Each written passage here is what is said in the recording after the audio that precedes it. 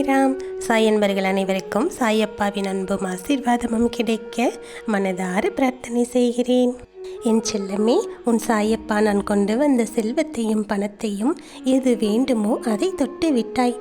அப்பொழுது நிச்சயமாக நீ நினைத்த செல்வமோ அல்லது பணமோ உன்னுடைய கரங்களிலே வந்து சேரப்போகின்றது.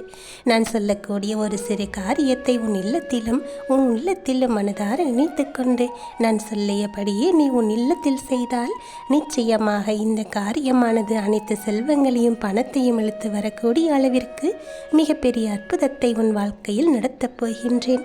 அதனால் என் செல்லமே, இந்த பதிவு எவ்வளவு முக்கியம் என்பதை நான் சொல்லித்தான் நீ தெரிந்து கொள்ள வேண்டிய அவசியமில்லை.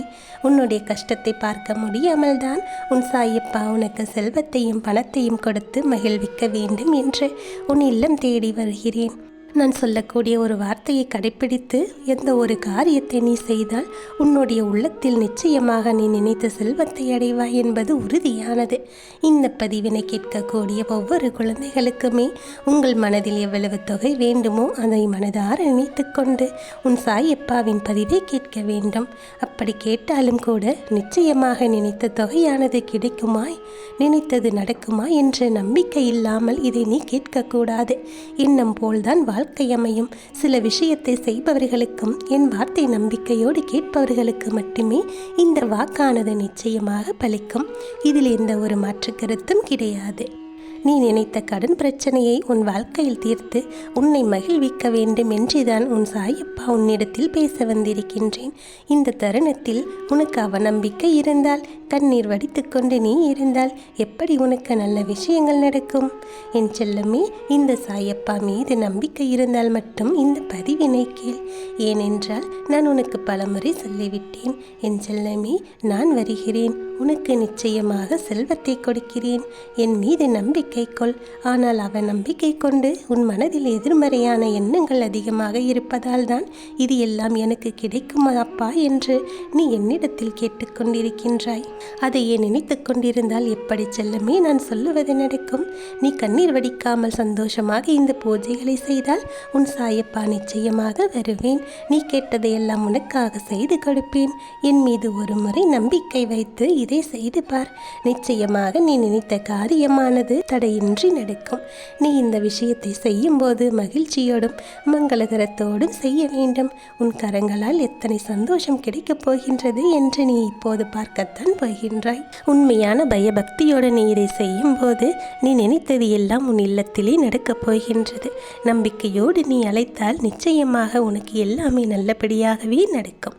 சில விஷயத்தை உன் வாழ்க்கையில் இருந்து எடுத்த பிறகுதான் உன் செல்வத்தை உன் கையில் கொடுப்பேன். அது என்ன தெரியுமா?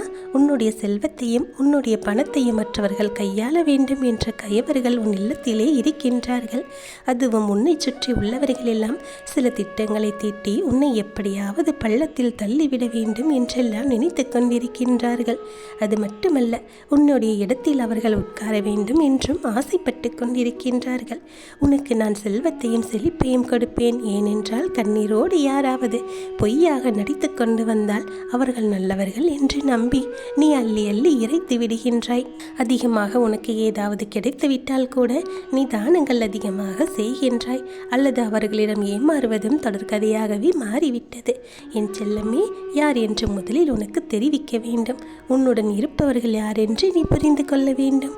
ஒவ்வொரு தருணத்திலும் நான் கொடுக்கக்கூடிய தகவல் உன்னையே முழுமையாக சேர வேண்டும் என்பதால் தான் உன் சாயப்பா முதலில் உன் வாழ்க்கையில் இந்த முடிவை நான் எடுத்திருக்கின்றேன். நான் எடுக்கக்கூடிய காரியங்கள் அனைத்துமே உன்னுடைய நல்லதற்காகவும் உன்னுடைய நன்மைக்காகவும் தான் நான் எடுக்கின்றேன். இதை நீ புரிந்து கொள்ள வேண்டும் செல்லமே. அது மட்டுமல்ல, உன்னுடைய சுயநலத்திற்காக எதுவுமே சில சமயங்களில் செய்வது இல்லை. ஏனென்றால் பல பேர் உன்னை அவமானப்படுத்தி இருக்கின்றார்கள்.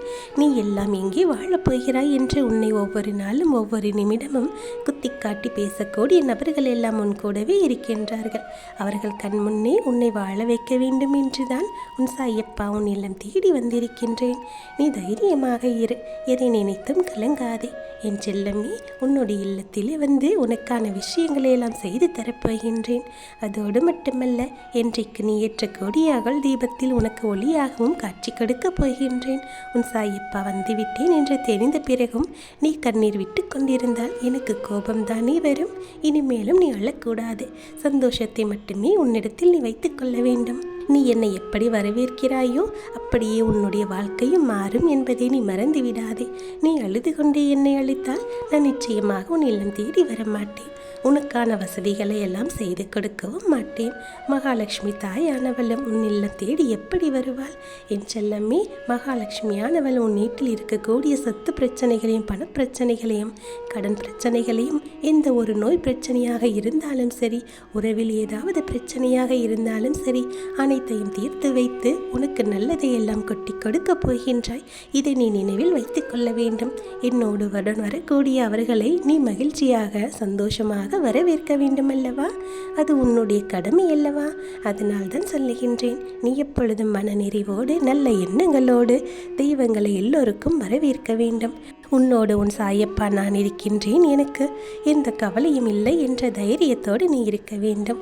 உன் கடன் பிரச்சனைகளையும் மற்ற பிரச்சனைகளையும் சரி செய்வதற்காகத்தான் உன் இல்லத்திற்கு அனைத்து தெய்வங்களும் உன்னை தேடி வரப்போகிறார்கள்.